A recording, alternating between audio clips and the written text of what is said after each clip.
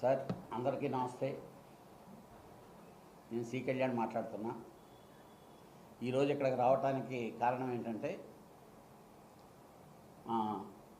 Telangana film chamber president Sunil గారిని request ఏంటంటే రేపు తెలుగు ఫిల్మ్ ఛాంబర్ ఆఫీస్లో ఆల్రెడీ ఈ సమస్య మీద డిస్కషన్ మీటింగ్ ఉంది. రేపు అందరూ వీళ్ళు కూడా పార్టిసిపేట్ చేస్తున్నారు. మనకి 2 స్టేట్లకు సంబంధించిన ఇష్యూ కాబట్టి ఛాంబర్లో కూర్చొని ఇంత ముందులాగా ఇది ప్రొలాంగు ఇది అనేది లేకుండా డెఫినెట్గా సమస్యకి పరిష్కారం అనేది వెరీ షార్ట్ టైం. అది రేపు అక్కడికి పోయి కూర్చున్న తర్వాత ఉండే సమస్యలు 2-3 ఏంటి వెరీ స్మాలే ఉండేది. ఎక్కడ ఆగాలి, ఎక్కడ తెలియాలి, ఎవరికి నష్టం జరగకుండా షార్ట్అవుట్ చేయాలనే దానికి నేను రిక్వెస్ట్ చేశాం. సునీల్ గారు కూడా రేపు మీటింగ్ అయిన తర్వాత మళ్ళీ అందరూ కూర్చొని వాళ్ళ ఉద్దేశం ఏంటంటే ఇది లాగుతున్నారు కానీ తెగటం లేదు, పరిష్కారానికి రావటం లేదు అనేది డెఫినెట్గా ఇప్పుడు దాకా జరిగింది అది తప్పే. గురువుగారు దాసనారాయణరావు గారు ఎప్పుడో 2011లోనే ఒక షీట్ తయారు చేశాం. దీని మీద పెద్ద కసరత్తు చేసి ఇలాంటివన్నీ ఆ షీట్లన్నీ ఉన్నాయి. మీ అందరికి కూడా ఆల్మోస్ట్ ఆల్ జర్నలిస్టుల దగ్గర ఆ షీట్లు, ఆ పర్సంటేజ్లు, ఆ సిస్టంలు ఏంటనేది బిగినింగ్ ఏదైనా కూడా ఏంటంటే లాస్ట్ మినిట్లో ఇదనేది కాదు. వాళ్ళు ఆల్రెడీ 2 months నుంచి దీన్ని చెప్తా ఉన్నారు. సురేష్ బాబు ఆల్రెడీ అందుబాటులో ఊళ్ళో లేరు, ఆయన ఊటీలో ఉన్నారు. ఆల్రెడీ ఈ మీటింగ్ కొరకే తను బయలుదేరి ఆల్రెడీ రీచ్ అయ్యారు.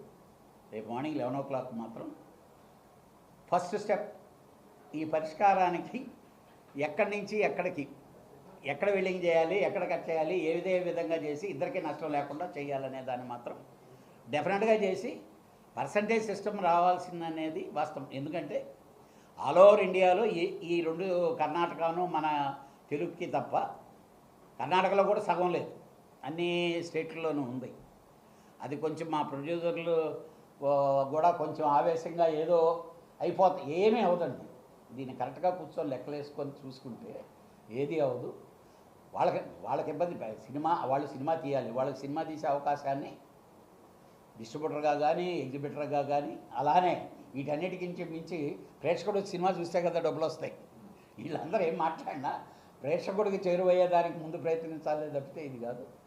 డెఫినెట్గా రేపు పరిష్కార మార్గానికి ఫస్ట్ స్టెప్ మాత్రం రేపు పడుద్ది. ఈ నెలలు సంవత్సరాలు కాకుండా మాత్రం ఒక నెలలోనే పరిష్కారం అయ్యేదానికి మాత్రం గట్టిగా ప్రయత్నిస్తామని చెప్పి. ఇక్కడ ఒక విషయం, మీరు ఛాంబర్ ప్రెసిడెంట్గా చేశారు. ఈ పర్సంటేజ్ విధానం అనేది ఈ రోజు వచ్చిన ఇష్యూ కాదు.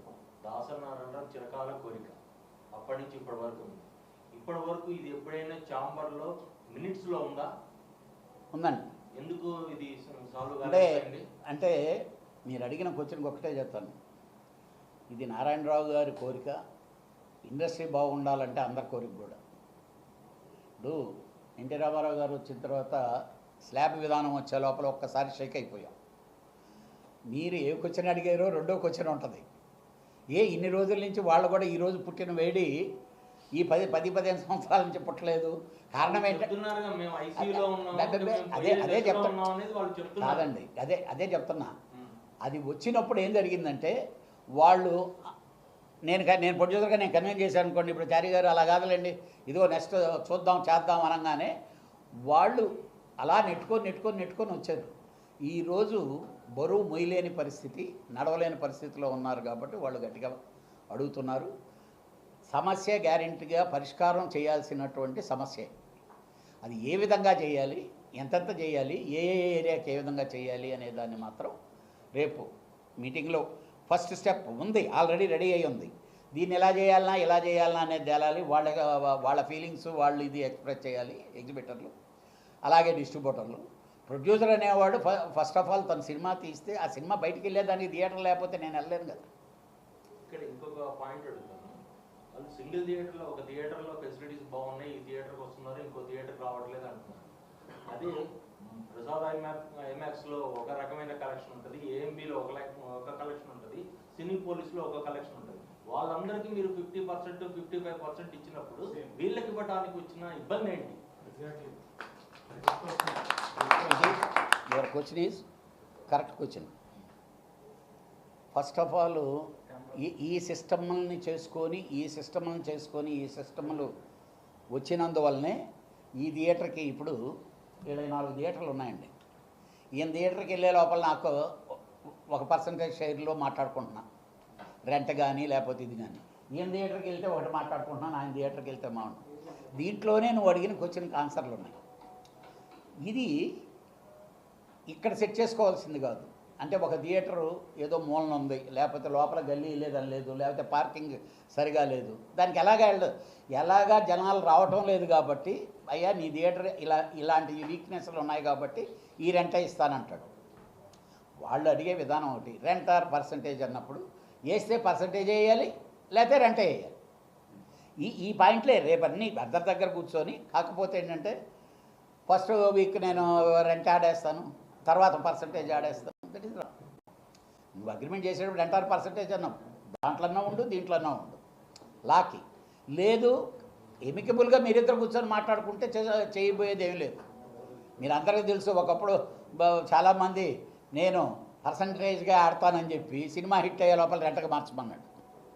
ఈ ఇన్సిడెంట్లన్నీ చూసేసాయి. మనం మీ అందరికీ, మీరు సీనియర్లు ఉండే ప్రతి ఒక్కరికి తెలుసు 10 సంవత్సరాలకి ఏం జరుగుతుంది, 10 సంవత్సరాలకి ఏం జరుగుతుంది. వాళ్ళు విసిగి వేసారిపోయి ఉన్నారు. వాళ్ళ సమస్యని పరిష్కారం చేయాలి.